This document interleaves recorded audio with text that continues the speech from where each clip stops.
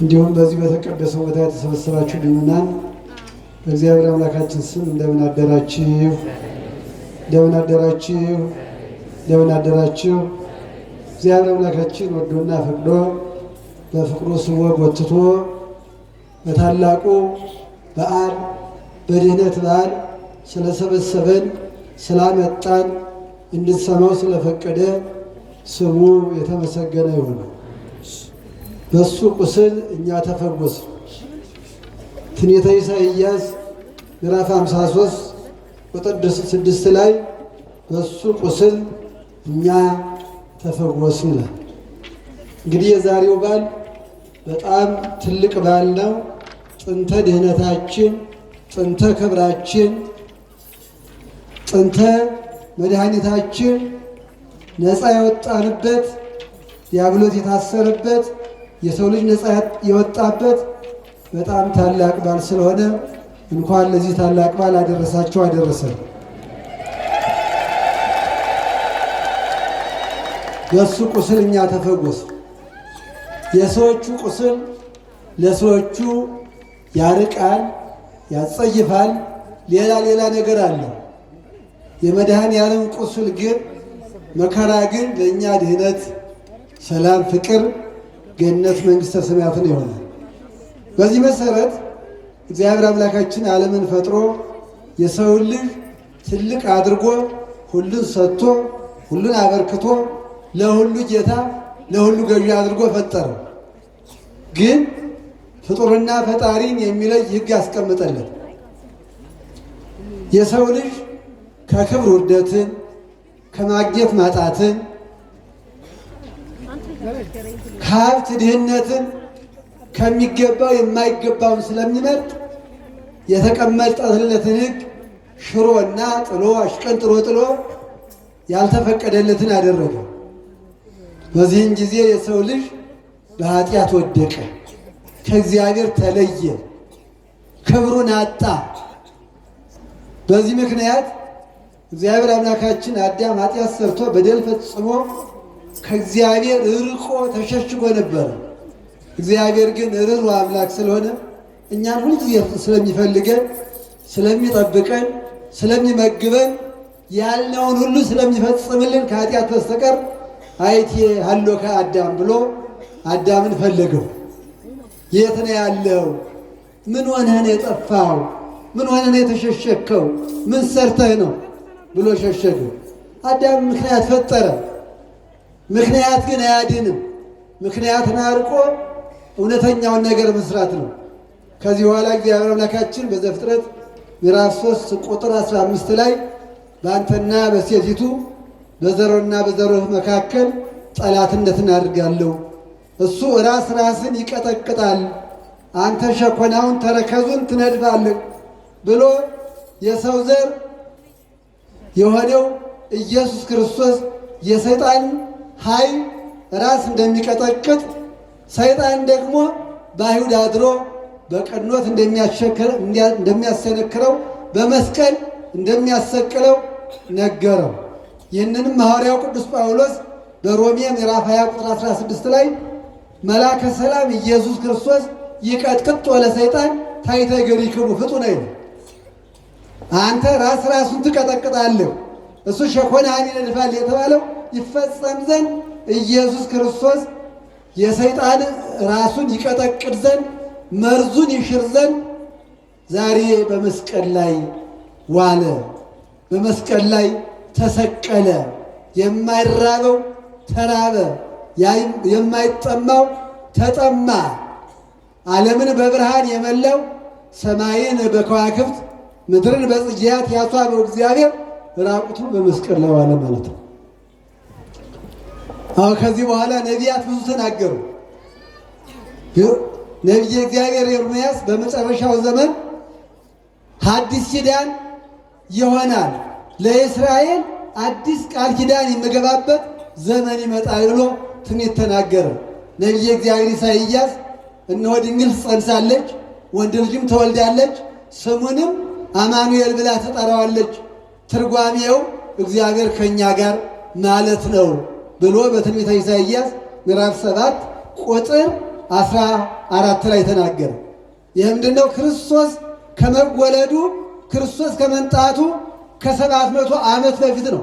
ነቢያት በመንፈስ ቅዱስ ተቃይተው ግን ነቢያት ትንቢት ይናገሩ፣ መሥዋዕት ይሰዉ፣ ቢያስተምሩ ቢመክሩ ነባይነ ነባይነ ከመዘይ ነባይነ ኮነ ፈወስና ለባቢሎን ወይ ተፈወስ ባቢሎን ጮህን ብንጮህም ባቢሎንን ዓለምን ፈወስናል፣ ግን አልተፈወሰችም። ጽድቅነ ኮነ ከመደመ ትክቶ ጾማችን፣ ጸሎታችን፣ መሥዋዕታችን እንደ መርገም ጨርቅ ሆነ። ስለዚህ ሌላ አዳኝ አንስ ኃይለ ከሆነ አድነን፣ ኃይል ኢየሱስ ክርስቶስን አንሳ መተህም አድነን እያሉ ነቢያት ተናገሩ። የነቢያት ትንቢት ይፈጸም ዘንድ የተቆጠረው ሱባኤ የተነገረው ትንቢት ይፈጸም ዘንድ ጌታችን አምላካችን መድኃኒታችን ኢየሱስ ክርስቶስ ከሰማያ ሰማያት ወርዶ ከድንግል ማርያም ተወልዶ እንደ ሕፃናት እየዳኸ በመስቀል ላይ ተሰቅሎ ሥጋውን ቆርሶ ደሙን አፍሶ እኛን አድኖ ዛሬ ይህንን በዓል እንድናከብር ያደረገ ክብርና ምስጋና ይግባው ለመድኃኔዓለም። እንግዲህ ጌታችን አምላካችን ኢየሱስ ክርስቶስ በእሱ ቁስል እኛ ተፈወስ እንደተባለው በዛሬው ዕለት በዚህ ዓለም 3 ዓመት ከ3 ወር ከቆየ በኋላ በመስቀል ላይ ውሏል ባጭሩ። ምክንያቱም ብፁዕ አባታችን እያሉ እኔ መናገሬ በበሬ ፊት ዳገት እንደመቆፈር ነው፣ በረከት እንዲቀበል ነው እና ጌታችን አምላካችን መድኃኒታችን ኢየሱስ ክርስቶስ በብዙ ነገሮች ዛሬ በመስቀል ላይ ቆስሏል። በእሱ ቁስል እኛ ተፈወስ። እነዚያ ቁስሎችም 13 ተብለው ይቆጠራሉ። አንደኛ ተኮሮቶሪስ ነው። ክርስቶስ ኢየሱስን ለሰማዕታት አክሊል የሚያቀዳጀውን ለቅዱሳን በረከት የሚያድለውን አምላክ ራሱን በዘንግ ቀበቀቡት፣ በዘንግ መቱት፣ ቀበቀቡት። የእኛን መመታት በኃጢአት መመታት የእኛን መውለቅ ያነሳዝን። ሁለተኛ በራሱ ላይ የሾህ አክሊል ደፉበት። ለእኛ ክብርን በረከትን ያዘጋጀ ለሰማዕታት የክብር አክሊልን የሚሰጥ አምላክ የሾህ አክሊል ደፉበት። ሶስተኛ ፊቱን በጥፊ መቱት። አራተኛ ምራቅ ጠፉበት። አምስተኛ የኋሊት አስረው ደበደቡት። እኛን ከኃጢአታችን ማሰሪያ ሊፈታ እሱ ታሰረ። የእኛን መደብደብ የእኛን ውርደት ሊያርቅ ምራቅ ተተፋበት። እንደገናም ደግሞ በጥፊ ተመታ። ከዚያ በኋላ 6666 ጊዜ ገረፉት። የእኛን ዲያብሎስ በኃጢአት ገርፎን ነበር፣ በኃጢአት አቁስሎን ነበር። መስዋዕታችን ጸሎታችን አይደርስም ነበረ። ስለዚህ ያንን ለማስወገድ ተገረፈ ማለት ነው። እንደገና ደግሞ መስቀልን ተሸከመ። እናንተ ሸክማችሁ የከበዳችሁ ወደ እኔ ነው፣ እኔ አሳርፋችኋለሁ። ቀንበሬ ቀላል ነው፣ ሸክሜ ቀላል ነው፣ ቀንበሬም ልዝብ ነው እንዳለ የእኛን ሸክም ለማውረድ መስቀልን ተሸከመ። ከዚያ ቀጥሎ ደግሞ በአይሁድ ተሰደበ። ወሪሶ እይክላድህ ነው፣ ሌሎችን አድናነ ይላል። እስኪ ራሱን ያድን፣ እስኪ ከመስቀል ውረድ። ይሄ ነው እንዴ ዓለምን አድናለሁ እያለ ይል የነበሩ እያሉ ዘበቱበት፣ ሰደቡት። የእኛን ስድብ ሊያርቅ ከዚያ ታርቆተ ልብስ ነው።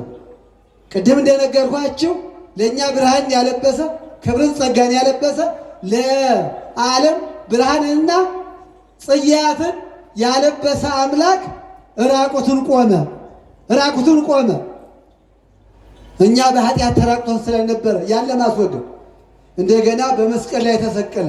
በመስቀል ላይ ተሰቅሎ 7 ነገሮችን ተናገረ ለእኛ ሊያስተምረን። አምላኬ ለምን ተውከኝ አለ።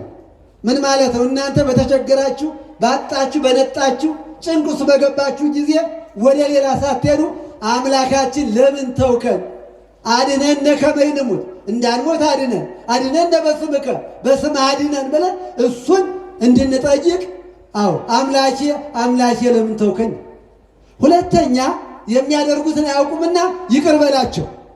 እኛ ሰዎች ሲበድሉን ከመበቀል ይቅር ማለትን፣ ከመጥላት ይቅር መውደድን፣ ከማራቅ ይቅር ማቅረብን እንድናደርግ የሚያደርጉትን አያውቁምና ይቅር በላቸው ብሎ ለእኛ ይቅርታን፣ ሰላምን፣ ፍቅርን፣ መተዛዘንን፣ መረዳዳትን ነገርን ማለት ነው። ከዚያ ቀጥሎ ከዛሬ ጀምሮ አለ አጥንት የከሰከሰ ደም ያፈሰሰ የሰረቀ የቀማ ሰውን ያስቀየመ ቀማኛ ወንበዴ በቀኙ ተሰቅሎ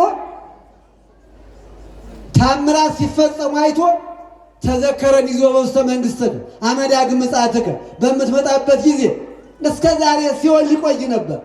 የእኛ ሐሳብ ሌላ ነው፣ የእግዚአብሔር ሐሳብ ግን ሌላ ነው። ሐሳባችሁ ከሐሳቤ ሰማይ ከመሬት እንደሚርቅ እንዲሁ ይርቃል ይላል እና ስትመጣ ይቅር በለኝ ብሎ ሲለምነው ከዛሬ ጀምሮ ከእኔ ጋር በገነት ትኖራለህ። ምንም በሰከንድ በለን ይቀር። እኛም ይመናል እዚህ የተሰበሰቡ በውጭም በውስጥም ያለው ከዚህ የቀደመውን ኃጢአታችን ትተን ዛሬ ንስሐ ብንገባ ለምን ኃጢአት ሰራህ፣ ለምን በደል ፈጸም፣ ኃጢአትህ ብዙ ነው አይለን። ከዛሬ ጀምሮ ይቅር ይለናል። አሁን ይቅር ይበለን መድኃኔዓለም። ከዚያ ቀጥሎ እናታችን ድንግል ማርያምን እናሰጠ እነሆት እናት ብሎ ለዮሐንስ እነሆት ልጅ ብሎ ዮሐንስን እናት አደረገልን። ዛሬ ድንግል ማርያም እናታችን ናት። ዛሬ ድንግል ማርያም ሕይወታችን ናት። ዛሬ ድንግል ማርያም እንጀራችን ናት። ክርስቶስ ወልድ ያሰጠችን። ከዚያ ቀጥሎ ደግሞ አባ ማኅፀነ ነፍሴን አደራ እላለዋል። እናንተ ስትጨነቁ የእናንተን ነፍስ የሚጠብቃት የሚያጸድቃት የሚመግባት የእናንተ ነፍስ የሚያቆማት የሚፈውሳት እግዚአብሔር ስለሆነ ስትታመሙ ስትጨነቁ ነፍሴን ተቀበላት ብላችሁ ወደ ፈጣሪ ለምኑ ሲል ይህንን አድርግልን ማለት ነው። ከዚያ በኋላ ተጠማሉ ምእመና ለእኛ የሚጣፍጠውን ውሃውን እመቁን ጥልቁን ፈሳሽ ወራጁን የሰጠ አምላክ ተጠማው ሲል ሐሞት ጨምረው ቀላቅለው ሰጡት። የሰው ውለታ ይሄ ነው። ለሰው ውለታ ነው። ግን የእኛን ምረረ ኃጢአት ለማስወገድ የእኛን ምረረ ኩነኔ ለማስወገድ የእኛን ምረረ ገሃነም ሲኦል ለማስወገድ መራራውን ጠጥቶ የእኛን ሕይወት አጣፈጠ። ይህን ያደረገ መድኃኔዓለም ክብርና ምስጋና ለእርሱ ይሁን። ከዚህ ከመስቀል ላይ በቆኖት ተሸነከረ። ምረር የሐሞት የጠጣው በ13ቱ ቅንዋተ መስቀልም በዚህ በሰባቱ አጽራተ መስቀልም አብሮ ይቆጠራል። ከዚህ በኋላ በጦር ወጉት። ከጦሩ ውሃው ለመጠመቂያችን ደሙ ለቁርባናችን ዋና ደም ፈሰሰ ማለት ነው። እኛ በወርቅ የተገዛ ልጆች ነው። በወርቅ የተገዛ ልጆች አይደለም። አኮ በወርቅ ኃላፊ ዘተሳየጠና አላ በደሙ ክብር ቤዞነ በሚያልፍ በሚዝግ አንዱ በሚያገኘው አንዱ በሚያጣው አንዱ በሚመኘው አንዱ በሚንደላቀቅበት ወርቅ የገዛን አይደለም። በከበረ ደግሞ ገዛችሁ ብሎ እንደተነገረ ዛሬ ይህን ሁሉ መከራ ተቀብሎ መድኃኔዓለም ኢየሱስ ክርስቶስ እኛን ያዳነበት ቀን ነው። ከዚህ በኋላ ክርስቶስ ሲሰቀል በሰማይ 3 ታምራት በምድር 4 ተፈጽመው ፀሐይ የፈጣሪን እርቃን አላሳይም ብላ ፀሐይ ጨለማ ሆናለች፣ ጨረቃ ደም ሆናለች፣ ከዋክብት ረግፈዋል። በምድር የቤተ መቅደስ መጋጃ ከሁለት ተቀዷል፣ ሙታት ተነስተዋል፣ መቃብራት ተከፍተዋል፣ አለቶች ተሰነጣጥቀዋል። ዛሬ የታምር የተፈጸመበት ቀን ነው። በዚህ በታምር ቀን እዚህ ተገኝተን ስንማር ስንሰማ ስናከብር ምንኛ ታድለናል። ከኃጢአት ርቀን ወደ እግዚአብሔር ቀርበን የምናከብረው በዓል ነው። ስለዚህ የተከበራችሁ ምእመናን ወደ ነፍሳችሁ እረኛ ተመልከቱ፣ ወደ መድኃኔዓለም ተብለን እንግዲህ ዓይናችንም ልባችንም ነፍሳችንም ወደ መድኃኔዓለም አድርገን አሁን ደግሞ ያለንበት መዋዕለ ጾም ስለሆነ በዚህ በጾም ሁላችንም ንስሐ ገብተን የተጣላን ታርቀን የቀማን መልሰን የበደልን ክሰን ተዛዝነን ተረዳርተን በዚህ በጾም ስጋውን በልተን ደሙን ጠጥተን የስሙ ቀዳሾች የክብር ወራሾች እንድንሆን መድኃኔዓለም ይርዳን። ወስብሐት ለእግዚአብሔር። ይቆየን።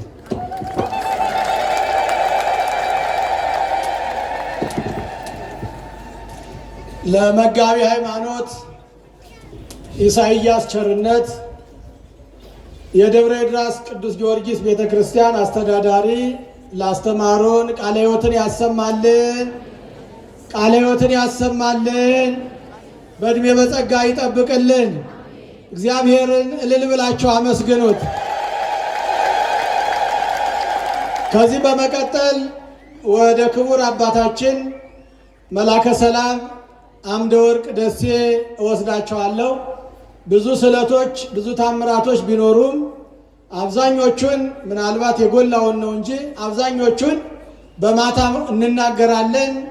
አሁን ጊዜው ታቦተ ሕጉን ያከበሩ አባቶቻችን ካህናት ቆመው ያደሩ ስለሆነ አሁንም ደግሞ በጣም እንዳይደክሙ በማለት ቀሪዎቹን በማታው እንናገራለን። በኋላም ደግሞ ታቦተ ሕጉ እንደገባ እንናገራለን። አሁን ወደ ክቡር አባታችን መላከ ሰላም አምደ ወርቅ ደሴ ወስዳቸዋለሁ።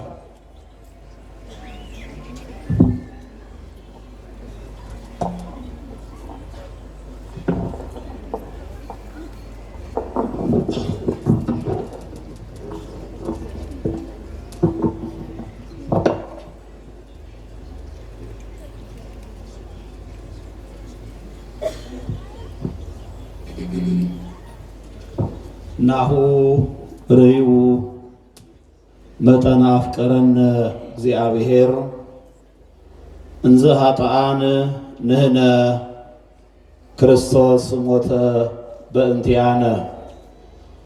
ብፁዕ አቡነ ቀውስጦስ የሰሜን ሸዋ ሰላሌ ሀገረ ስብከት ሊቀ ጳጳስና የቅዱስ ሲኖዶስ አባል፣ የተከበሩ መጋቤ ሰናያት የቻለው ለማ የአራዳና ጉለሌ ክፍላተ ከተማ ቤተ ክህነት ዋና ስራ አስኪያጅ፣ የተከበራችሁ ቅድም ስማችሁ በፕሮግራም መሪው የተጠራ የጠቅላይ ቤተ ክህነት የአዲስ አበባ ሀገረ ስብከት የክፍለ ከተማው ሰራተኞች፣ የሥራ ኃላፊዎች፣ የገዳማት አድባራት አስተዳዳሪዎች፣ ቅርታ ጊዜን ለመቆጠብ ፈልጌ ነው።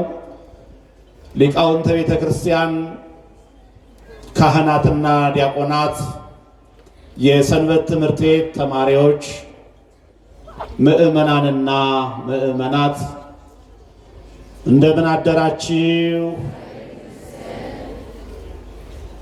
እንደምን አደራችሁ? በሕይወት ጠብቆ በሰላም ያሳደረን፣ በሰላም አሳድሮ በዚህ በቅዱስ ቦታ ያሰባሰበን የሰላም አለቃ የሰላም አምላክ አባታችን መድኃኔ ዓለም ክርስቶስ ክብርና ምስጋና ለእርሱ ይሁን። እንኳን አደረሳችሁ።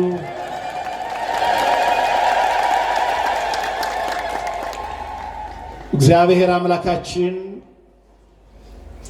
እንደኛ ኃጢአት እንደኛ በደልና ጉድለት ሳይሆን እርሱ ቸር ስለሆነ ብቻ እየበደልነው ይቅር ብሎ እያጠፋን ታግሶ ለዚህ ዕለት ያደረሰን አምላክ አሁንም ክብርና ምስጋና ለእርሱ ይሁንለት። ላስተማሩን ክቡር አባታችን ለመላከ ሃይማኖት ኢሳይያስ ቸርነት ቃለ ሕይወት ያሰማልን፣ ቃለ ሕይወት ያሰማልን። አባታችን እጅግ ቤተ ክርስቲያናችን ከምታከብራቸው አሉ ከምትላቸው ሁለገብ ሊቃውንት መካከል አንዱ ናቸው። የድጓ የቅኔ ባለቤት ናቸው። አባታችን እጅግ ተገቢ በሆነ መልኩ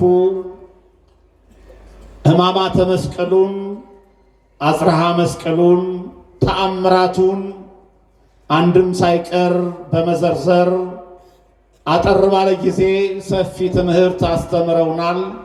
አሁንም ቃለ ሕይወት ያሰማልን። ቀዝቀዝ ብላችኋል። ግን ምንድነው ደግሟችሁ ይሆን እንዴ? በእውነት ነው የምላችሁ የደብራችን ሊቃውንት ጾሙን በሙሉ ካህናቱ ሊቃውንቱ አገልግሎት ላይ ናቸው።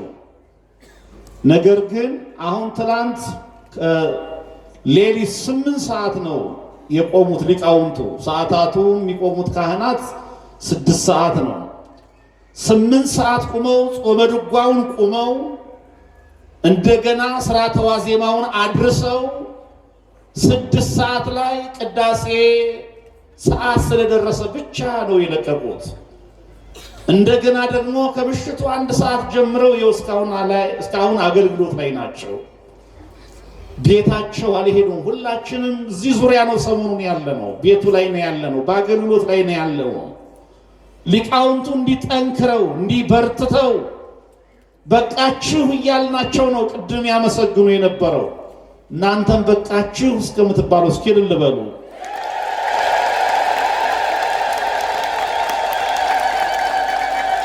ዋመች በቃችኋል ወይ?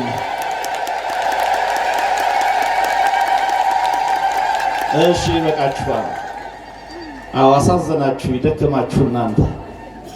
አዎ እግዚአብሔር እልልታችሁን ይቀበልላችሁ፣ አምልኮታችንን ይቀበልልን።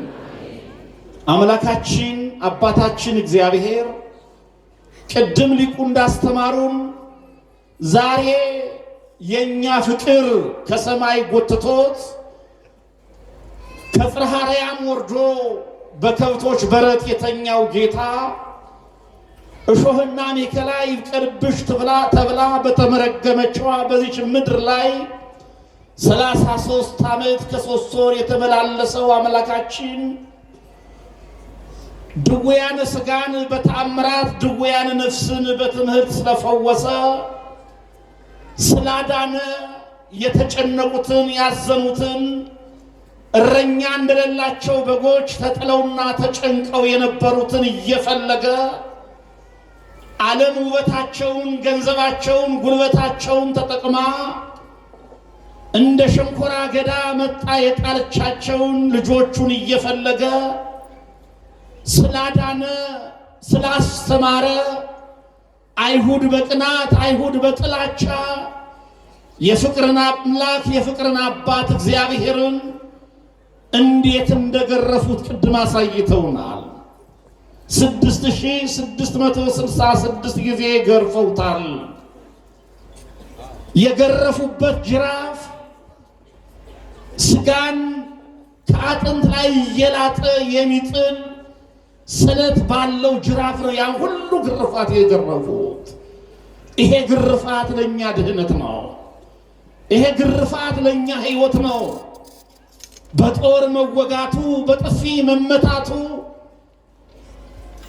ያን ሁሉ ውርደት መቀበሉ እኛን ለማክበር ነው። ምእመናን ዕለቷ ዛሬ ራሱ የተባረከች ዕለት ናት። እኛ የዳንባት፣ እኛ የከበርንባት፣ ጠላታችን ዲያብሎስ ደግሞ የተሸነፈባት፣ የዓለም ንጉሥ ክርስቶስ በመስቀሉ የከበረባት፣ እናታችን ድንግል ማርያምን ከመስቀሉ ስር ያገኘንባት፣ ይቅርታን የተማርንባት፣ የእግዚአብሔርን ፍቅር ያየንባት፣ የማይገባንን ሰላም፣ የማይገባንን ድህነት፣ የማይገባንን ሕይወት ያገኘንባት ቀን። እንኳንም ለዚህ ቀን አደረሰን አምላካችን እግዚአብሔር። የተከበራችሁ ምእመናን፣ እኛ አሁን ፀሐዩ ከብዶናል፣ ድካሙ አዝሎናል፣ እውነት ነው። የእኛ ጌታ ግን የቀራንዮን ኮረብታ የወጣው ለእኛ ሲል ለራሱ አይደለም። እኛን በሕይወት ለማኖር ስለኛ የሞተው አምላክ ግን መስቀል ተሸክሞ ነው የወደቀው የተነሳው። እርጥብ እንጨት ማለት ነው። መስቀል ሲባል አቅለን እንዳናየው እኛ በእጃችን እንደምን ይዘው ለስልሶ ለእናንተ አፍንጫና ለእናንተ ግንባር እንዲመች ተደርጎ የተዘጋጀውን ሽቶ የተቀባውን መስቀል አይደለም እሱ የተሸከመው።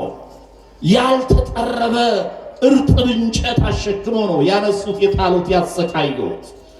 ይሄን ሁሉ መከራ የተቀበለው እኛን ለማዳን ሲል ነው። ይሄን ነው ቅድም ዘርዝረው ተርከው በአግባቡ ያስተማሩን አባታችን። አሁንም በድጋሜ ቃለ ሕይወት ያሰማልን።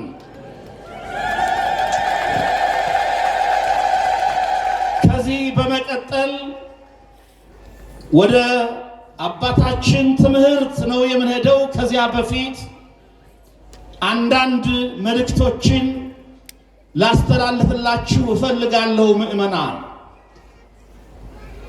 ይሄ ደብር ሁልጊዜም እንደምንላችሁ ታሪክ የጠገበ በታሪክ ያጌጠ የአገልግሎት ደብር ነው። እንደ ታላላቆቹ ገዳማት ስብሐተ እግዚአብሔር የማይቋረጥበት፣ ሊቃውንቱ በፍቅር የሚያገለግሉበት፣ ካህናቱ በፍላጎት የሚያገለግሉበት ታላቅ ደብር ነው። ነገር ግን ሁሌም እንደምንተርከው ጆሮአችሁን እስከሚሰለች ድረስ በልማት ደግሞ ብዙ አላሳደግነው። ሌሎቹ አድባራት ከደረሱበት ደረጃ እንዲደርስ በሚል ለልማት የሚሆኑ ቦታዎችን አዘጋጅተናል። ብዙ ቦታዎች አሉን። ብዙ ቦታዎችን ያዘጋጀነው ሁሉንም ቦታዎች እናንተን በመለመን ብቻ እንሰራቸዋለን ብለን አይደለም። አንዳንድ ተስፋ የሰጡን ባለጸጎች ስላሉ እነሱ ይሰሩልናል በሚል ያዘጋጀናቸው ቦታዎች አሉ። ነገር ግን በዲዛይን እንዲሁም በአንዳንድ ጉዳዮች በፈቃድ ምክንያት ስራዎቹ እየተጓተቱ ቦታዎቹ ዝግጁ ቢሆኑም ወደ ዋናው ስራ አልገባንም። ግን እግዚአብሔር ቢፈቅድና ቢወድ በቅርብ ቀን ወደ ስራ እንገባለን ብለን እናስባለን። ደብራችን ሰንበት ትምህርት ቤት የለውም። የሚገርመው ነገር ቅድም እንዲያምረው መላእክትን መስለው ክንፍ ያወጡ እስከሚመስሉ ድረስ እግዚአብሔርን ሲያመሰግኑ ያያችኋቸው የሰንበት ተማሪዎች በየገረገራው ነው የሚያጠኑት። እንደገና አሁን ቤተክርስቲያናችን ስርዓተ ትምህርት ቀርጻ ልጆችን ከኬጂ ጀምሮ እስከ 12ኛ ክፍል እያስተማረች ነው። ያ ትምህርት ከተተገበረባቸው አድባራትና ገዳማት መካከል የኛ ደብር ነው። ግን ይህን ትምህርት የሚማሩት በየገረገራው በየመጠለያው ነው። ይሄ ትምህርት ተግባራዊ እንዲሆን የግድ ህንፃ ያስፈልጋል። ያን ለመስራት ለመጀመር ጫፍ ላይ ነው ያለ ነው። ደብሩ ራሱን የሚችልበት ህንፃ ያስፈልገዋል። እነሱንም ለመጀመር ጫፍ ላይ ነው ያለ ነው። እንደገና ደብሩ ትልልቅ ቅርሶች አሉት። ከልጅ ኢያሱ ጀምሮ የነ ንግሥት ዘውዲቱ የሌሎቹም ታሪካውያን ሰዎች ታሪክ ያለበት ደብር ነው። ብዙ ንብረቶች አሉ። ብዙ የሚጎበኙ ቅርሶች አሉ። ግን ለጉብኝት ዝግጁ አልሆነም። ለምን? ቦታው ምቹ ስላልሆነ። ያንም ለመስራት ዲዛይን አዘጋጅተናል፣ ቦታ አዘጋጅተናል። ካህናቱ በየቀብር ቤቱ ከአይጥ ጋር እያደሩ ነው የሚያገለግሉት። ማረፊያ ቤት የላቸውም እንደ ሌሎቹ አድባራት። ካህናቱ ማረፊያ ቤት ኑሯቸው ሰውነታቸውን ታጥበው ቤተ መቅደስ መግባት እንዲችሉ የካህናት ማረፊያ እንዲሁም ደጀ ሰላም እንኳን የለንም። የሚገርመው ነገር እነዚህን ለመስራት ዝግጅት ላይ ነው ያለነው። ቅድም እንዳልኋችሁ በባለ ተስፋ ይሰራሉ ብለን ያሰብናቸውን ለባለ ተስፋ እንሰጣለን። እናንተና እኔ በህብረት ደግሞ የምንሰራቸውን በቅርብ ቀን እንጀምራለን። ይሄን ታሳቢ እንድታደርጉት ለማሳሰብ ነው። ይሄን ስል እስካሁን ድረስ ብዙ የተሰሩ ስራዎች አሉ። በተለይ ደብራችን ቤተክርስቲያን የመጀመሪያው ዓላማዋ ህዝቡን ለእግዚአብሔር መንግስት ማብቃት ነው አይደል እንዴ? ሌላው ነገር ድጋፍ ሰጪ ነው። ሁሌም እንደምላችሁ ማለት ነው። ስለዚህ በስብከተ ወንጌል ላይ ይሄ ደብር ጠንክሮ በመስራት አሁን ከሌሎቹ አድባራት በስብከተ ወንጌል ቀዳሚውን የመጀመሪያውን ደረጃ ይዟል። እንዲሁም ሰንበት ትምህርት ቤታችን ምንም እንኳ እኛ የተጠናከረ ድጋፍ ባናደርግም ራሱን በራሱ በመርዳት ሰንበት ትምህርት ቤቱ አሁንም አዲስ አበባ ላይ ካሉት አድባራትና ገዳማት ሰንበት ትምህርት ቤቶች የመጀመሪያው ደረጃ ላይ ነው ያለው። እንደገና የአብነት ትምህርት ቤት ይሄ ደብር የንባብ መምህር፣ የቅኔ መምህር፣ የቅዳሴ መምህር፣ እነዚህ መምህራን ከበፊት ጀምሮ ያስተምራሉ፣ ፊደል ያስቆጥራሉ። አሁን ደግሞ እንደገና የአቋቋም ትምህርት ቤት እንዲከፈት በማድረግ ወደ ከ40 እስከ 50 የሚጠጉ ተማሪዎች ራሳቸውን በራሳቸው በመርዳት እንዲማሩ በማድረግ አሁን ማህሌታችን እንደ ደብረ ሊባኖስ እንደ ጎንደር አድባራትና ገዳማት ሁልጊዜም ደምቆ ነው የምናየው። እዚህ ላይ እግዚአብሔርን ብታመሰግኑትም ደስ ይለኛል። እንደገና ቅድም የዘረዘርሁላችሁ የልማት ስራዎችን ከመጀመራችን በፊት አሁን የውሃና የመብራት ጉዳይ ከተማችን ላይ ችግሩን እናየዋለን። ስለዚህ ስራዎች በአግባቡ ለመስራት በሚል ከ230 ሜትር በላይ ጥልቀት ያለው የውሃ ጉድጓድ ከ4 ሚሊዮን ብር በላይ በማውጣት ውሃ አውጥተን አሁን የጸበል ችግር ተቀርፏል። ነገ ልማታችንንም ስንጀምር የውሃ ችግር አያጋጥመንም። ከዚህ ደብሩን ታድገናል፣ አድንናል ማለት ነው። እግዚአብሔርን አመስግኑት።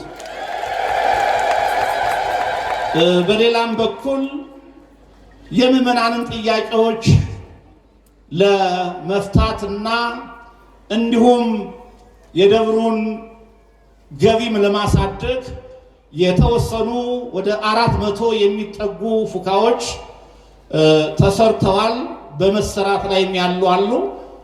ይሄ ፉካ ፍለጋ ወደ ሌሎቹ አድባራት የሚሄዱትን የምዕመናን ጥያቄ ይመልሳል ብለን እናስባለን። ደብሩን በገቢ ደግሞ በጣም እንደሚያሳድገው ከዚህ በፊት በተሰሩ ፉካዎች አይተናል። ሌሎቹም የልማት ስራዎች እየተሰሩ ነው ያሉት። እንግዲህ ይሄን ሁላችሁም በምትችሉት እንድትደግፉ ለማሳሰብ የህሊና ዝግጅት እንድታደርጉ ለማሳሰብ ነው። ቅድም ያው ሁሌም እንደምንለው እዚህ አሁን ሳንቲም ጣሉ ሳንቲም ስጡ ብለን አናስጨንቃችሁ። ነገር ግን ሁላችሁም እንደተለመደው ስልካችሁን ታውጡና ምትችሉ በባንክ አሁኑኑ ገቢ ታደርጋላችሁ። ዛሬ ገቢ ማድረግ ማትችሉም የደብሩን አካውንት ይዛችሁ የልማት ብሩን ወደ ልማት እንዲሁም ስለታችሁን አስራት በኩራታችሁን ደግሞ ወደ ሰበካ ጉባኤው አካውንት በማስገባት እዚህም ሳትመጡ እኛንም ሳትፈልጉ እዚያው ልባችሁ የፈቀደውን ማድረግ ስለምትችሉ ሁላችሁም አካውንቱን ያዙ። ስልካችሁን አውጡ። ስልካችሁንም ይዩት። በዚያው ሌባ አለ በዝቷል። ሌባ ቤተክርስቲያን ላይ አሁን ያው ችግሩም እየበዛ ስለሄደ ቅድም ማሳሰቢያ ሰጥቻለሁ። በተለይ በእናቶች በኩል ብዙ ጊዜ ተሰረቀን ይላሉ። አውጣችኋል ስልካችሁን? ሰለቻችሁ መሰለኝ። እሺ የልማት አካውንት ልንገራችሁ። 10,000 ወይም አንድን ጽፋችሁ 40 ማለት ነው 36 79 49 96 አንዴ ልድገምላችሁ። አንድን ከጻፋችሁ በኋላ 4 ዜሮችን ትጽፋላችሁ። 36 79 49 96 ይሄ የልማት አካውንታችን ነው። አስራት በኩራታችሁን ስለታችሁን የምታስገቡን ካላችሁ እንዲሁ የደብሩን አካውንት የሰበካ ጉባኤውን ልስጣችሁ። እሱም እንደዚህው አንድን ከጻፋችሁ በኋላ 4 ዜሮዎችን ትጽፋላችሁ። 35 45 71 87 ያ ሁሉም የደብሩ ነው። በልማቱም ገባ በሰበካ ጉባኤውም ገባ ለአገልግሎት የሚውለው ለደብሩ ነው። ስለዚህ በቀናችሁ የምትችሉትን ያክል እንድታደርጉ አሳስባለሁ። በሞባይል ባንኪንግ የምትጠቀሙ በሞባይል አሁኑ የምትችሉትን እያስገባችሁ ትሄዳላችሁ። ይሄን አገልግሎት ማንጠቀም ደግሞ የስለት መቀበያዎች አሉ፣ ሙዳየ ምጽዋቶች አሉ። በራሳችን እጅ ከብዙ ቦታ ከሩቅ ቦታ ደክመን መጠን እገሌ ያስገባልኝ ገሊት አስገቢልኝ ማለት የለብንም። ሁላችንም ከዚህው እየመጣ እንድናስገባ አደራ ላለው። ሰምታችሁኛል? እስኪ ልንበሉና አንዴ እግዚአብሔርን አመስግኑት። ስጦታችሁ አይቋረጥ።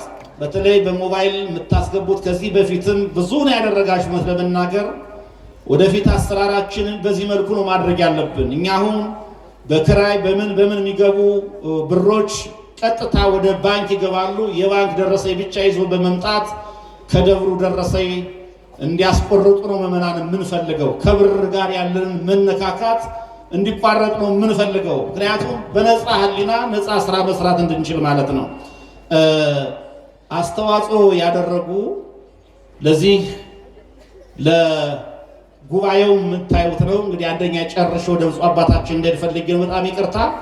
ጉባኤያችን በቅድም እንደነገርኋችሁ ቀጨኔ ደብረ ሰላም መድኃኔዓለም እና ደብረ ትጉሃን ቅዱስ ገብርኤል አብያተ ክርስቲያናት በጣም በወንጌል አድጓል። እግዚአብሔር ይክበር ይመስገን። እሁድ እሁድ የተለያዩ መምህራን ይመጣሉ። እኛም በምንችለው አቅም እናገለግላለን። በእውነት ምእመናን እስከ 4 ሰዓት ከዚሁ ቁጭ ብለው ወንጌል ተምረው በቃን ብለው ነው የሚሄዱት። እንደገና ጉባኤዎች እየተዘጋጁ ታላላቅ ጉባኤዎች በቀጥታ ስርጭት ዓለም ሁሉ የሚከታተላቸው ጉባኤዎች ብዙ ጉባኤዎችን አካሄደናል፣ ወደፊትም እናካሄዳለን። በዚህ ወር ብቻ መስቀልን ምክንያት በማድረግ የመስቀለ ኢየሱስ ወጣቶች ለ3 ቀን ያክል ትልቅ ጉባኤ አድርገዋል። እንዲሁም የአዲስ አበባ ሀገረ ስብከት በሰጠው መመሪያ መሰረት አንድ ትልቅ ጉባኤ ተደርጓል። ዛሬ ደግሞ ህየንተ አበውኪ ተወልዱ ለኪ ደቂቅ የሚባለው በደብራችን አንጋፋ የሆነው የጽጌ ማህበር ብቻ እየደገሰ ሊቃውንቱን አባቶችን ይመግብ የነበረ ማህበር ነው። የለም ከዚህ አለፍ ብላችሁ የእግዚአብሔርን ቃል የተራበውን ህዝብ በወንጌል ልታረሰርሱት ልታስተምሩት ይገባል ብለን በሰጠናቸው ማሳሰቢያ መሰረት ማሳሰቢያችንን ተቀብለው ይሄን የመሰለ ጉባኤ ሲያደርጉ ዛሬ 3ኛ ቀናቸው ነው፣ 3ኛ ዓመታቸው ነው። ይሄ 3ኛ ዓመቱ ጉባኤ ከ26 ጀምሮ እስከ 28 ድረስ እስከ ነገ የሚቀጥል ጉባኤ ነው። ይሄን ያደረገው ይሄ ህየንተ አበውኪ ተወልዱ ለኪ ደቂቅ የጽጌ ማህበር ነው። እልል ብላችሁ እግዚአብሔርን አመስግኑላቸው። በእውነት ትላንት ያልነበራችሁ ከትላንት ወዲያ ያልነበራችሁ ምእመናን ዛሬ መጣችሁት። ማታ ታላላቅ ሊቃውንት ይመጣሉ። በዚሁ አጋጣሚ ሊቀ ሊቃውንት ስምዐኮነ መልአክ እንዲሁም ብፁዕ አቡነ ማርቆስ ከ10 ሰዓት ጀምሮ ተገኝተው ያስተምሩናል። ሌሎችም ሊቃውንት ማለት ነው። ስለዚህ ይሄን ጉባኤ እንዲከናወን በህየንተ አበውኪ ተወልዱ ለኪ ደቂቅ የጽጌ ማህበር በኩል አስተዋጽኦ ያደረጉ ይሄን ጉባኤ የደገፉ ሰዎች አሉ።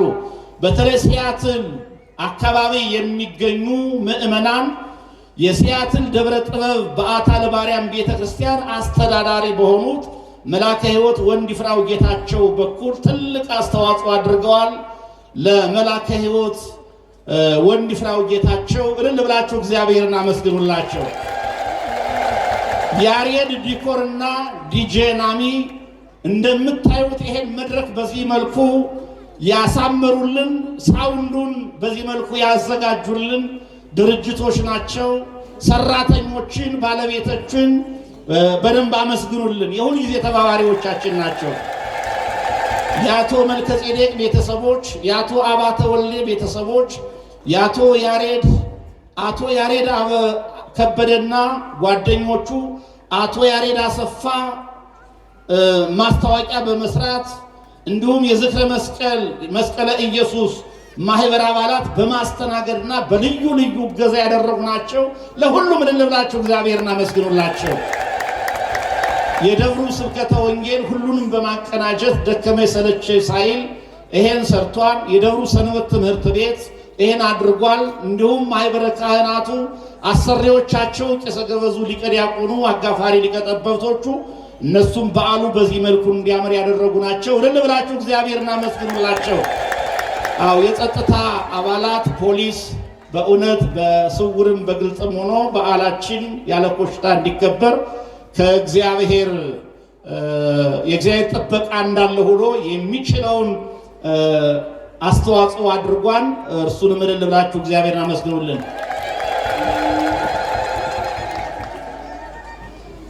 ሌላው ምንድነው? ይሄ ደብር የዚህን ዓመት የሚቀጥለውን ዓመት የ2018 ዓመተ ምህረት የጥምቀት በዓል ተረኛ ነው። እንግዲህ ጃን ሜዳ ላይ የሚመራውን የመንግስት ባለስልጣናት፣ የቤተ ክርስቲያኒቱ የሥራ ኃላፊዎች ከቅዱስ ፓትርያርኩ ጀምሮ የሚመራውን የጥምቀት በዓል የሚያከብረው ይሄ ደብር ነው። ታሪካዊነቱ ታይቶ የሊቃውንቱ ጥራት ተመልክቶ ቤተ ክህነቱ እንድናከብር ይሄን እድል ሰጥቶናል። ግን ትልቅ ወጪ ነው የሚጠይቀው። ስለዚህ ከኮሚቴ እያቋቋምን ያለ ነው።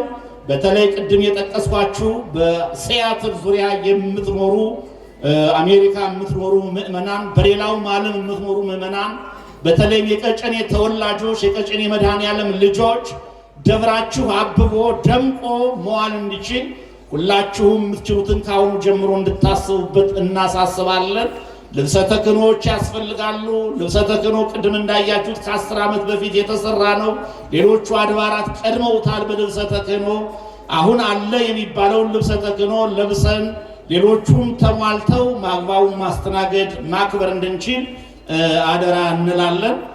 ይቅርታ ስለዘምኩኝ፣ ያው ችግራችንን ሐሳባችን ለመግለጽና ትብብራችሁ እንድታደርጉ ለማለት ነው። ስለነበረን ጊዜ ሁሉ አምላካችን እግዚአብሔር የተመሰገነ ይሁን።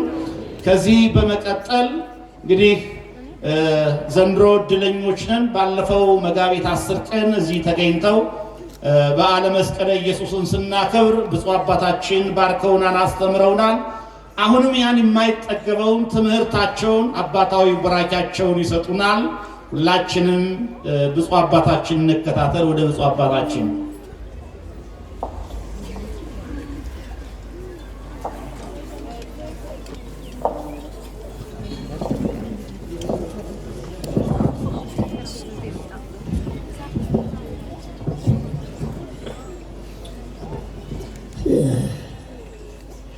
የሰማነውን በልቦናችን ያሳድርብን። በዓሉን የደስታ በዓል ያድርግልን። ሁለቱም ሊቃውንት ክቡር መልአከ ሰላም አምደ ወርቅ ቤተክርስቲያኑ አስተዳዳሪና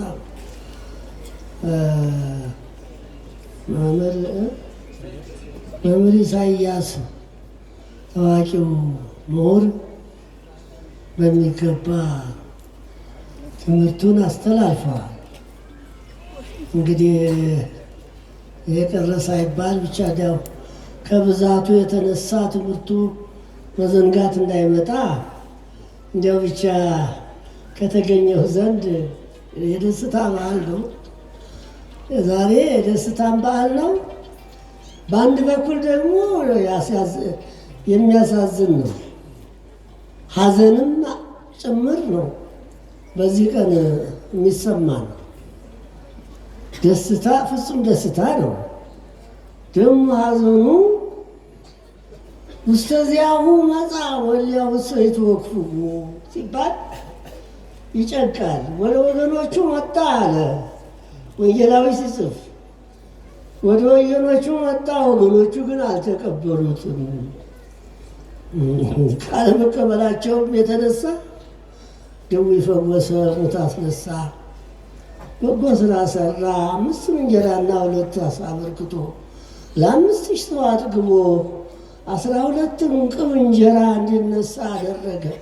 ይሄ ያሸልም ነበር እንጂ ወንጌል ሆኖ አይቀርብም ነበር። ይህን እንዲህ የበረከት ባለቤት የሆነውን ምክንያት ፈልገው እሱ የመጣበት ጉዳይ ነው። ሞቱን ፈልጎ ነው። ያለሱ ሞት ድነት የለምና ይትባረክ እግዚአብሔር ዘሰመየ ሕማማተ ወልዱ ክብረ ወስብሐት ይላል ዮሐንስ አፈወርቅ። የእሱን መከራ መስቀል ለእኛ ሕይወት መድኃኒት ሆኗል። አዎ እሱ ወዶ ነው የተቀበለው። አቅሙንም ኃይሉንም አሳይቷቸዋል። አቅማቸውንም አውቀውታል።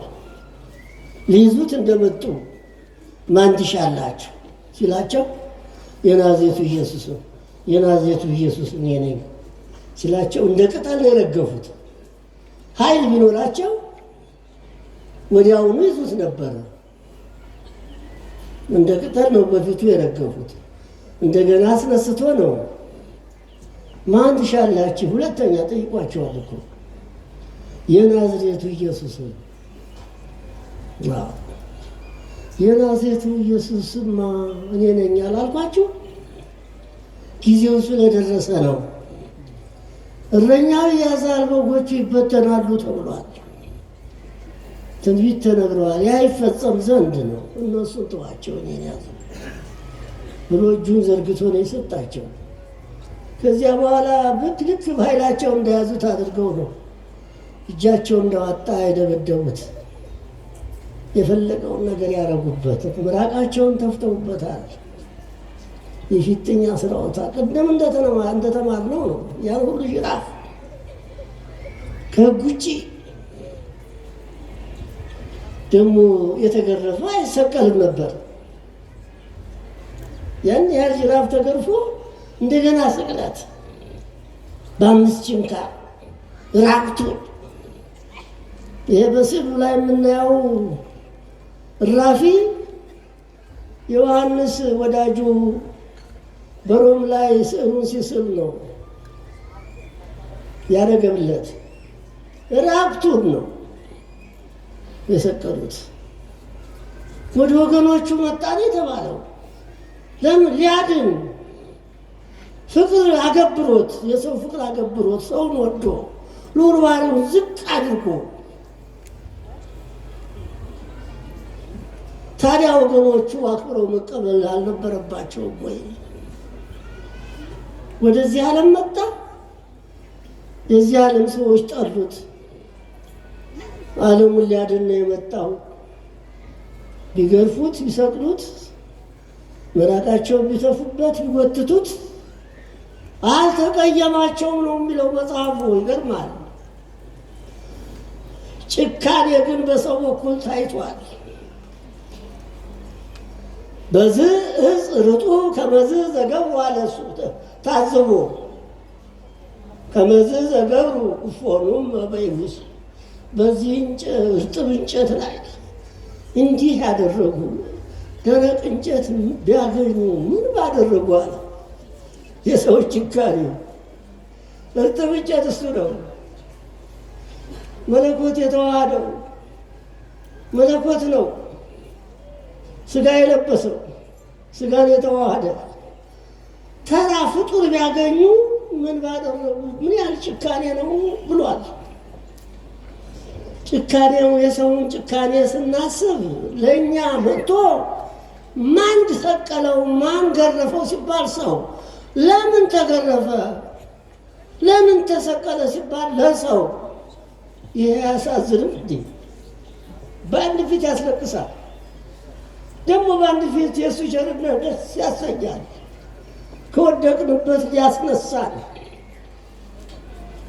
ወደ ዘላለማዊ ሕይወት ጥንት ወደ ነበርንበት ሊመልሰን፣ የተወሰደ ልጅነታችንን ሊመልስልን፣ ነፃ ሊያወጣን የነፃነት በዓል ነው ዛሬ። መምህራኑ በሚገባ አስተላልፈውታል። እኔ እንዲያው ብቻ ነገሩ ሳስበው አንዳንድ ጊዜ ልቤ ይነካል። አዎ ቅዱሳን አባቶቻችን እንዲያው ይህን ዓለም ጠልተውት ወደ በረሃ ሲሰደዱ መስቀሉን ተሸክመው ነው። የተለያየ እጽዋት መከራ ሲፈራረቅባቸው ትዝ የሚላቸው ቀራንዮ ነው። ጠላቶቻችሁን ውደዱ ብሎ ያለው ራሱ መጀመሪያ ፈጽሞ ነው። እሱ ሳይሰራ ስሩ ብሎ ያውቅም ጌታ። ከባድ ነው ጠላትን መውደድ አይደለም። ጠላቶቻችሁን ውደዱ ነው ያለው። የሰማይ አባታችሁን ምሰሉት እሱ አድርጎታል። ጠላቶቹን ወዷል። አባ ሱራይሎሙ አባለ በመስቀል ላይ ያን ያህል ሲያሽማጥጡት፣ ያን ያህል ሲያዋርዱ፣ ሲሰድቡት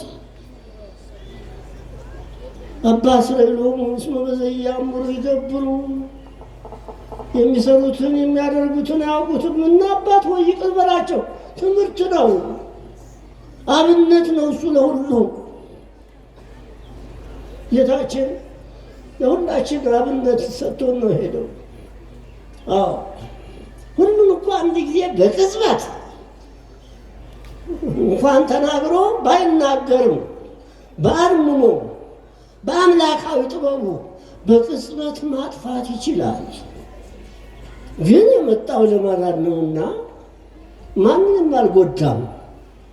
ገፍተውኛል፣ መከራ አጽንተውብኛል፣ ሰቅለውኛል ብሎ አልተበቀለም። ባለመመለሳቸው ተጎድተዋል።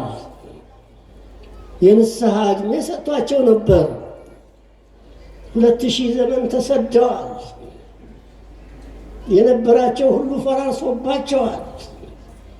ሀገራቸው የደም መፍሰሻ ሆናለች። እና እሱ ግን ቸር ነው፣ ታግሷቸዋል። ትዕግስቱ ፍጹም ነው። የሰማይ አባታችሁ እገሌ ክፉ ነውና ፀሐይ አይውጣለት፣ እገሌ በጎ ነውና ፀሐይ ይውጣለት ሳይል ለጻድቁም ለኃጥኡም ለበጎም ለክፉም አንድ ዝናብ ያዘንማል፣ አንድ ፀሐይን ያወጣል። የሰማይ አባታችሁን ምሰሉት ነው ያለው። አብነታችን እሱ ነው፣ መድኃኔዓለም ነው። የዛሬቱ መቼም ወርሃ መጋቢት ወርሃ መድኃኒት ይላታል። የተጸነሰው በመጋቢት 29 ተሰቅሎ ዓለምን ያዳነው መጋቢት 27 ነው። አሁን የፊታችን ደግሞ ያው ሚያዝያ ውስጥ እናከብረዋለን ስቅለቱን። ያ ከዓርብ እንዳይወጣ ዛሬ አሁን ቅዳሜ ነው፣ ዓርብ ላይ አልዋለም። ከዓርብ ላይ እንዳይወጣ በሊቃውንት ሊቀ ጳጳሱ በፓትርያርኩ በዲሜጥሮስ ቀመር እና የምንከተለው የግብፅን ቀመር ነው ቤተክርስቲያናችን የምትከተለው። ትንሣኤ ከእሑድ፣ ስቅለት ከዓርብ። በአጠቃላይ ጌታ የድህነትን የማዳን ስራውን የሰራባቸውን ቀን ቆጥረው በሌላ ጊዜ እንዳይውሉ የተወሰነ ስለሆነ አሁን ደግሞ ከሳምንት በኋላ ስቅለትን እናከብራለን። ይሄ እንግዲህ የመጀመሪያው መጋቢት 27 ቀን ዓርብ ነው። ዛሬ ቅዳሜ ነው። ስቅለቱን ነው የመጀመሪያውን ያስታወስ ነው። ዓለም የዳነበት፣ ሁላችን የዳንበት፣ ከምርኮ የተመለስንበት፣ ከዲያብሎስ ምርኮ እጅ የተላቀቅንበት፣ ዲያብሎስ የወደቀበት፣ በመስቀሉ ተቀጥቅጦ የወደቀበት፣ መስቀሉን ተመርጉዘን የተነሳንበት መጋቢት 27 ቀን መድኃኔዓለም በዓል ስናከብር እንደዚያ ነው። እናንተ ደግሞ አውቃችሁታል፣ ከእኛ ቀርባችሁ። እግዚአብሔር ይባርካችሁ። እኔ መቼም አይኔ ንፉግ ነው፣ ሰው ካልጠገበ ይቸግረኛል። ብቅ ስል ሳያችሁ እግዚአብሔር ምስክር ነው፣ የደስታ እንባ ነው ያለቀኝ።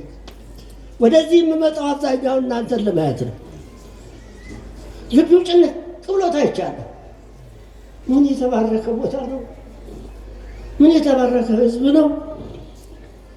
እስቲ አሁን በጥሩምባ ተነፍቶ መንግስት ቢያዝ ይመጣል ይህን ያህል ሕዝብ?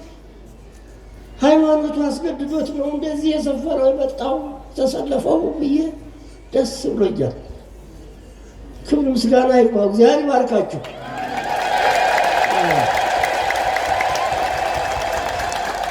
በርቱ። የእናንተ ቅድም መልአከ ሰላም እንዳሉት ወንጌል እንደ ውሃ የሚፈስበት ነው። ታድላችኋል። ደግሞ እሳቸው እድላቸው ወንጌል ነው። ጠዋት ማታ ቢጮሁ ቢያስተምሩ አይሰለቻቸውም። የእሳቸውም አልበቃ ብሎ እንደገና ይጋብዛሉ። ምሁራኑ የፍቅር ሰው ነው፣ የፍቅር ሰው ናቸው። ፍቅረ ቢጽ አላቸው እና እረኛው መልካም ከሆነ በጎቹም ያለ ሀሳብ ነጣቂ ሳይኖርባቸው ይኖራሉ። እየበዙ ይሄዳሉ እንጂ አይቀነሱ። ተኩላ በውስጣቸው አይገባም።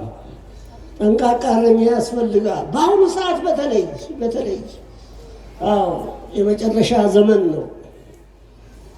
መናፍቃን ካዲያን እንዳሸን ፈልተው የተነሱበት ነው። ጥሩ ጠባቂ መምህር ኖላዊ ያስፈልጋል። ተላልፎ የሚሞት ጠዋት ማታ ለበጎቹ የሚያስብ እኔ ለበጎቼ ተላልፌ ሞተላችኋለሁ ያለ ጌታ ተላልፎ ሞቷል። መጋቢት 27 ቀን 33 ዓመት ከ3 ወር ሲሞላው ስራውን አጠናቆ ወደ ሰማይ አድርጓል። ስለዚህ የተባረካችሁ ናቸው። በርቱ። ሃይማኖቱ ጠንካሮች ናቸው። ከጥንት ጀምሮ እኔ ነፍስ ካወቅኩ ጀምሮ አውቀዋለሁ። ይህም ቦታ ረድኤተ እግዚአብሔር ያልተለየው የተቸገሩ መጠጊያ። እኔ ሕፃን ሆኜ አንድ የበረሃ አጎት ነበረኝ። ዘንዶ ገሎ መጥቶ መቼም ዘንዶ ላይ መቼም ከሰይጣን አይለያይም አይደለም። ያው አድሮ በአዳምና ሔዋን ያሳተ በእባብ ላይ ነው። በእባብ ላይ አድሮ ነው። አይለየውም ሰይጣን። ዘንዶውን ሲገለው ኃይለኛ ሰው ሰውየው ዘንዶውን ሲገለው በዘንዶው ላይ ያለ ጋኔን ልሳኑን አስሮ አባ ዘንዶ ይባሉ ነበር። እዚህ ታውቃላችሁ፣ ቀደም ያላችሁት አባ ዘንዶ እዚህ መቃብር ቤት የኖሩ የተቸገሩ መጠጊያ ቦታ ነው። ይሄ ትልቅ ቦታ ነው። ልታስፋፉት ይገባል። ቅድም እንዳሉት በወንጌል ከረሰረሰ የሚቀር ስራ የለም። ሁሉም ወንጌልን ተረድቷል፣ አምኗል። ቁጥር የሰጣችሁ ያለ ምክንያት አይደለም። በሰው ዘንድ ውዳሴ ከንቱ አትፈልጉም። እግዚአብሔር ያውቃል ብላችሁ ለእግዚአብሔር ነው የምትሰጡትና ቁጥሯን ብቻ ካገኛችሁ ታስገባላችሁ በሚል እምነት ነው። አሁን እንዲህ ያለ መጥቷል። እሱ ያውቀኛል ስሜን አትጥሩ የሚሉ ናቸው ብዙዎቹ። ታምር ነው ይሄ። ከእግዚአብሔር ጋር ቀረቤት አለው የኢትዮጵያ ሕዝብ። እንዲያው መቼም አማኞች ሁልጊዜ መከራ ይጸናባቸዋል እንጂ ለኢትዮጵያ ሕዝብ እኮ መከራ አይገባውም ነበረ። ለኢትዮጵያ ሕዝብ አይገባውም ነበር። ደሙ ሊፈስ አይገባም ነበር። ጥሩ መሪ ሊሰጠው ይገባል። በእግዚአብሔር ፍርድ አልገባም። እኔ ኢትዮጵያ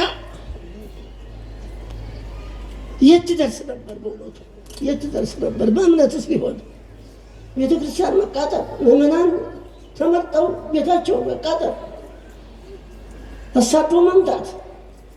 ለምን? ምን አረጉ? ይቅር ይበለን ጌታችን፣ ይቅረበን፣ እሱ ይደግፈን። ከእሱ ጋር ከሆኑ ደግሞ አያስፈራንም።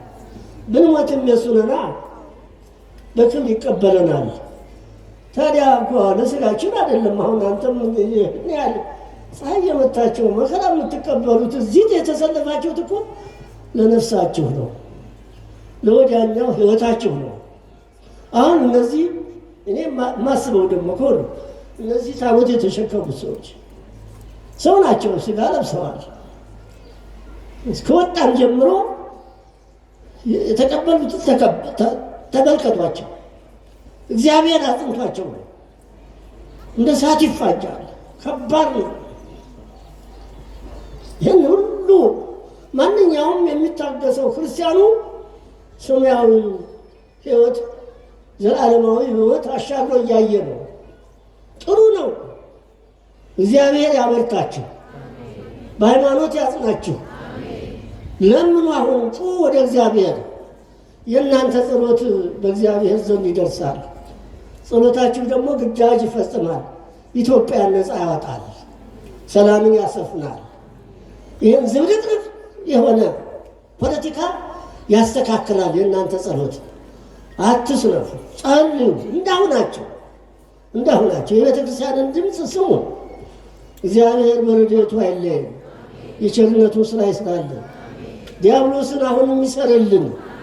የእሱ ሰራዊት ናቸው ውን እያሉ መከራ የሚያሳዩ ይሰርልን፣ የቸርነቱን ስራ ይስራልን። የሰማነውን በልቦናችን ያሳድርብን። በዓሉን የደስታ በዓል ያድርግልን። ሊቃውንቶቻችንን ምዕመናኖቻችንን በዓለም ዙሪያ ያሉትን ሁሉ ይጠብቅልን። ቤተ ክርስቲያናችንን ከጠላት ዓይን ይሰውርልን፣ ከመቃጠል ያድንልን። አቡነ ዘበሰማያት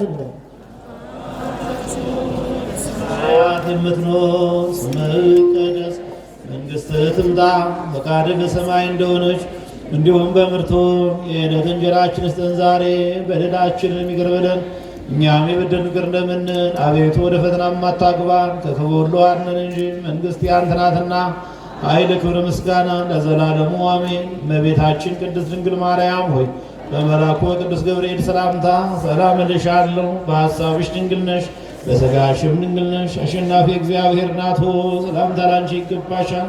ከሴቶች ሁሉ ተለይተሽ አንቺ የተባረክሽ ነሽ፣ የማኅፀንሽም ፍሬ ቡሩክ ነው። ጸጋን የተመላ ድንግል ሆይ ደስ ይበልሽ፣ ልዑል እግዚአብሔር ከአንቺ ጋር ነውና ከተወደደው ልጅሽ ከጌታችን ከመድኃኒታችን ከኢየሱስ ክርስቶስ ዘንድ ይቅርታና ምሕረትን ለምኝልን ኃጢአታችንን ያስተሰርይልን ዘንድ ለዘላለሙ አሜን።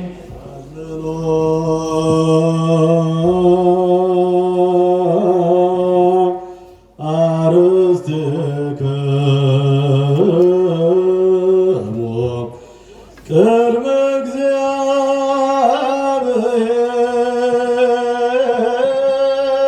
እግዚአብሔር አምላክነ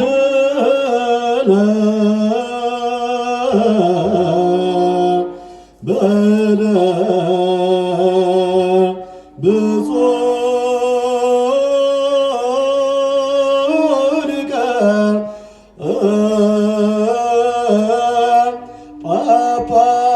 ጳጳስ ከመ ይባርክሙ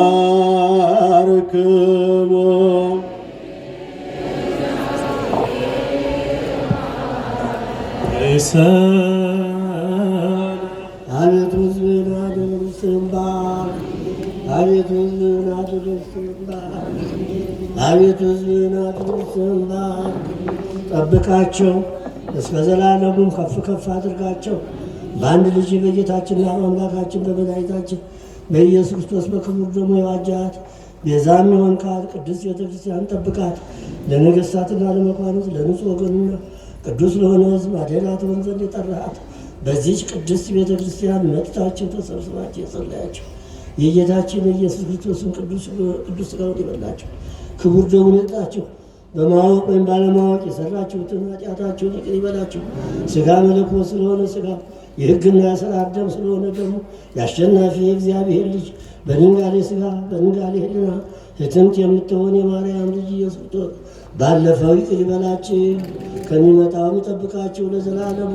አባቶች፣ እናቶች፣ ወንድሞች፣ እህቶች፣ ልጆች ከዚህ የተሰበሰባችሁ ሁሉ ከኃጢአት የተፈታችሁ ንጹሐን ሁኑ። እኔንም እናንተንም ለመንግሥተ ሰማያት የበቃን ያደርገን ዘንድ እግዚኦ መሐረነ ክርስቶስ 12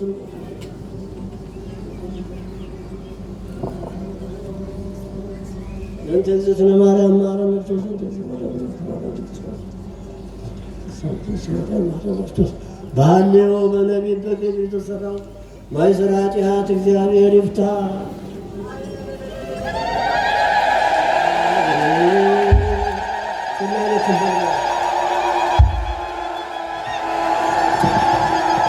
ሰናይ ለክሙ ሰናይ ለክሙ ሰናይ ለክሙ አዋጋ መሬቱ ለክርስቶስ በላይክሙ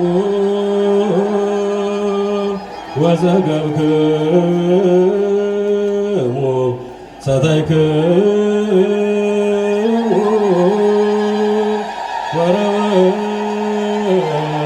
ወረወይክሙ በሰላም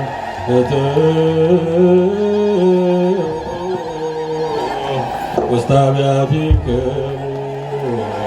እግዚአብሔር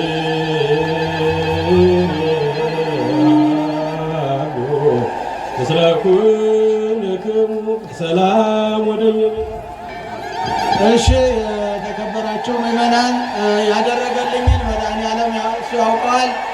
ለክብሩ መግለጫ 32,000 ብር አስገብቻለሁ።